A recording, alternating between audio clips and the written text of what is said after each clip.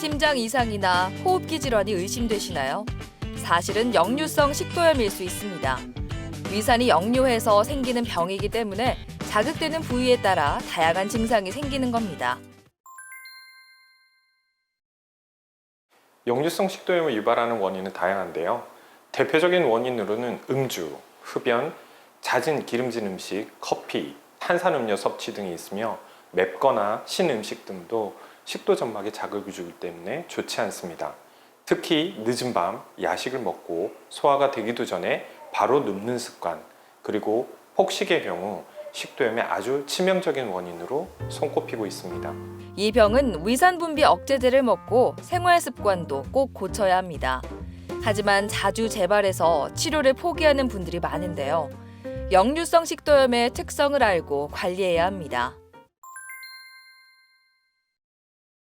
역류성 식도염의 일반적인 증상으로는 지속적인 속쓰림, 가슴 쓰림, 답답함, 소화불량, 그리고 신물이 올라오고 트림의 빈도가 잦아지는 등의 증상이 있습니다. 이런 일반적인 증상 이외에 가슴 통증이나 만성 기침이 계속되는 경우도 있는데 감기 혹은 심장 질환으로 오인될 수 있기 때문에 전문의와 상의하여 빠른 시간 내에 검사를 받아보셔야 합니다. 식도 점막이 위산에 손상됐다, 아물었다를 반복하다 보면 정상 점막이 아니라 위 점막으로 변할 수도 있습니다. 증상이 만성화되기 전에 적극적인 대처가 필요하겠죠.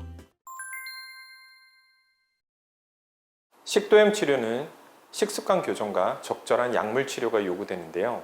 식후에는 바로 눕지 않으며 금주, 금연하는 것이 좋습니다. 또한 기름진 음식, 커피, 탄산음료 섭취를 자제하며 비만인 사람은 체중을 줄이고 취침 전에는 음식물의 섭취를 삼가해야 합니다.